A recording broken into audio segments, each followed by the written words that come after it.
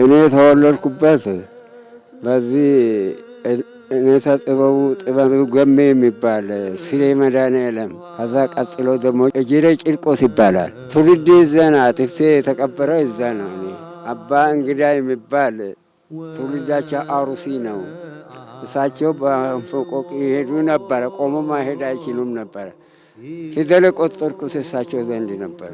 እዛ ስሬ መድኃኔዓለም አዛዛ ፊደል ቆጠርኩ ዳይ ደገምኩ። አባ ተክለ አረጋይ የሚባል ደግሞ ንባቡን እሳቸው ጋር ተማርኩ። ደግሞ እዛ ጎን ሰባቱ ውዳሴ ማርያም፣ አንቀጸ ብርሃን፣ መልካ ማርያም፣ መልካ ኢየሱስ ተደገምኩ። ከጨረስኩ በኋላ ቤተሰቦቼ እንግዲህ ይበቃሃል፣ ይህን ተተማርክ ዳዊት የተደገምክልኝ እኛ ትምህርት አንፈልግም አሉ።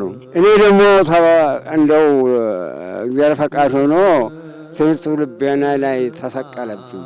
አቋርጬ መተውን ለሌሎቹ በቃ አቋቋም የሚባል ዜማ የሚባል ቅኔ የሚባል እሰማ ነበር። ተማሪ ሲመጣ ግን ብልዬ እንደ ብርቅ መስሎኝ እንጀራ ጠቅልሌ የምሰጠው እንጂ ቆርሼ አልሰጠውም። ይከተላለሁ፣ ተከትዬ እሸኛለሁ።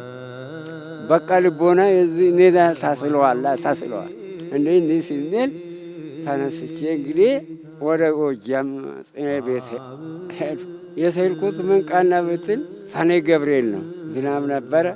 እጅሬ የምትባል ከተማ ነበረች። ማታ እንዳይዙኝ ብዬ ከዛ ሄጄ አደርኩ። ሌሊት ከዛ ሄጄ ተሳፍሬን አባይሽ እንደስ የት ትሄዳላችሁ? ሁለት ነን። አይ ዛሬ ጎጃም በክረምት አይኬድም በበጋና እንጂ የትም ትወርቃላችሁ ተመለሱ አሉ። መለሱ። እዛ ተመልሼ ቆፍና ማኑኤል በራቢቴ ወደ ቤት ያልተመለሱ ቆፍና ሄድኩ።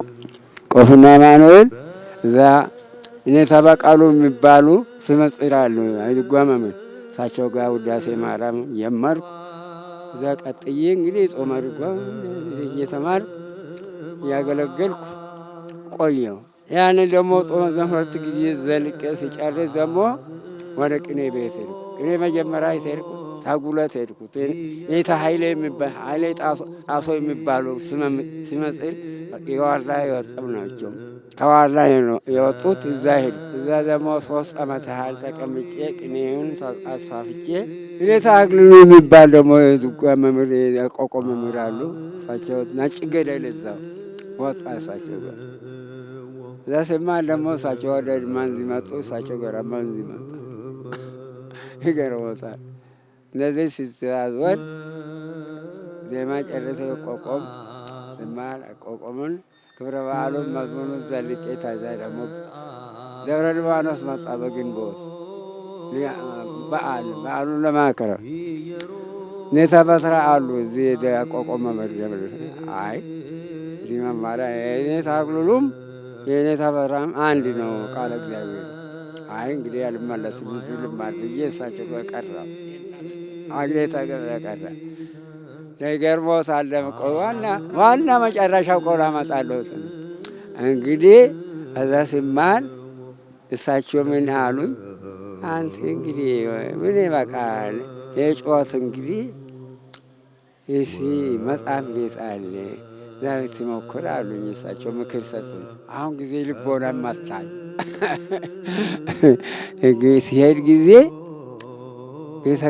እንደ ዛሬ ሳይሆን ያ ትምህርት ቤቱ ጽራራም መንግስተ ሰማያት መስራት አቡነ ባስልዮስ ያቋቋሙት 3 መምህራን የብሉይ የሐዲስ የሊቅ ነበሩ።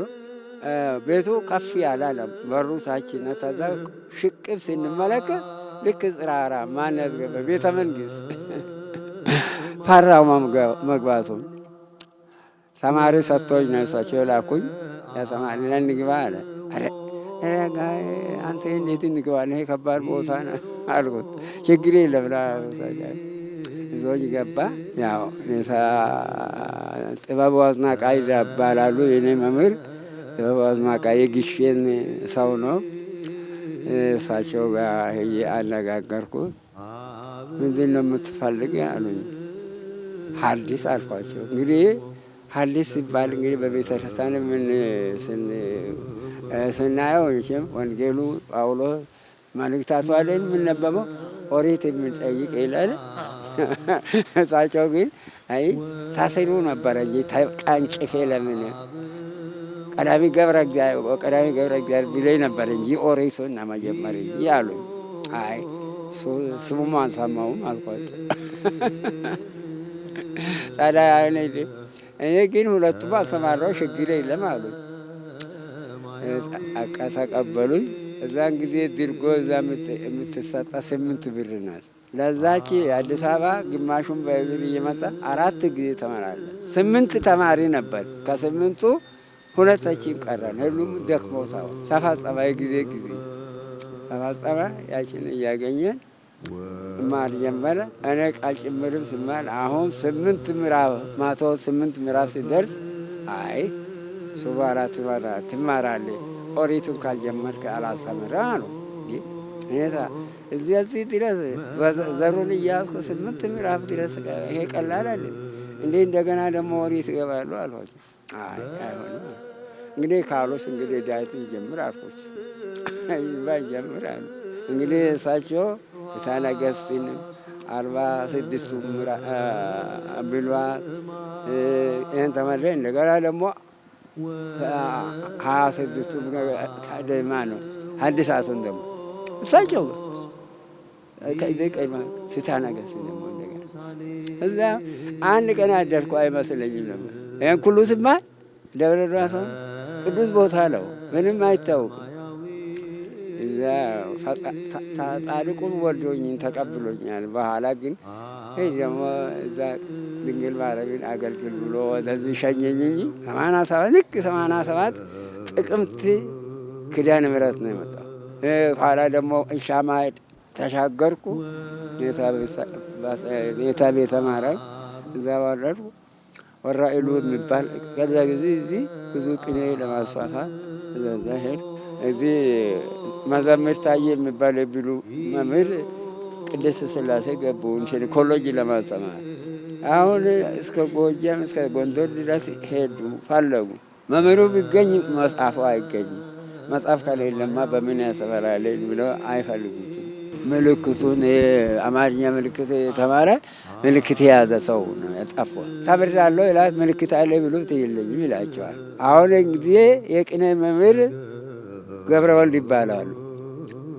እኔ ኔታ ኃይሌ ጣሶ ዘንድ አብረን ነበር። እኔ መጀመሪያ ገብቼ ተቀኝቼ እሳቸው በኋላ መጡ። እሳቸው እኔ እዛ ቀጽላቸው ነበረ። እንግዲህ ያውቀኛል። ከመጡላችሁ አይመጡም እንጂ ለዚህ ቦታ የሚበቁ እሳቸው ናቸው። ነገር ግን አፋቸው እንደ ኦሮሞኛ ይይዛቸዋል። ይህን ሁሉ ነግሯቸዋል። ቀለሙን ይወቅ እንጂ ስለ ኦሮሞኛ ብያዝ ችግር የለም ይላቸዋል። ሙያ ነው እንጂ ስለሱ እኛ ምን ቸገረን። አሁን አባ ሳሙኤል አባ ኃይለ ሥላሴ የሚባሉ ሊቀ ጉባኤ አባ ሳሙኤል ቀላይ 3 መነኮሳት መጡ እኔ ጋር። እንደዚች ቤት ነው ያሉት። እዛ ጊዜ አባ ሳሙኤል እንግዳች የማይታወቁ ጥቁር እንግዳ ይዞ መጡ አልኳቸው። አይ እንግዲህ ምን አደረገ እንግዲህ አሉ። ተማሪ እንግዲህ ቴት መጫት ተማረ ደህና። አዎ መቼም ሰው በምታወቁት ከዚህ ከሶ የቀጠሉትን በአታ መምህራትን አሁን ተሸግረናል። አንተ በምታወቁት መምህረት ለመምህርነት የበቃውን ትጠቁመኝ ብለው አሉ። ምን ያደክማችሁ እኔኑን አትወስዱ?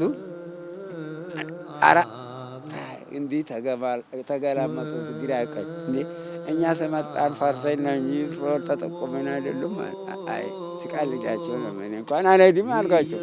አራ 3 ቀን አደሩ። አማልዱን መምህር አለ እንደገና አማልዱን ብለው አይ መምህራችን ኔታ ገብረሕይወት የሚባሉ አዲስ መምህር ኔታ ብርሃኑ ኔታ ጥበቡ አለ ምን አለ በአታላ ደብረ ባቱ እኮ እልፍኝ አደራጅ ነው እኮ አንድ ነው። ምን ችግር አለ? ከተስማማ ትቀመጣለህ፣ ካልተስማማ ትመጣለህ ብሎ ግድ አሉኝ። ባሉ እንግዲህ ዛሬ እንኳን አልመጣም፣ ዛሬ ሳምንት እመጣለሁ አልኳቸው። አይሆንም ዛሬ ዛሬ ሳልሄድም አልኩ። ሄዱ።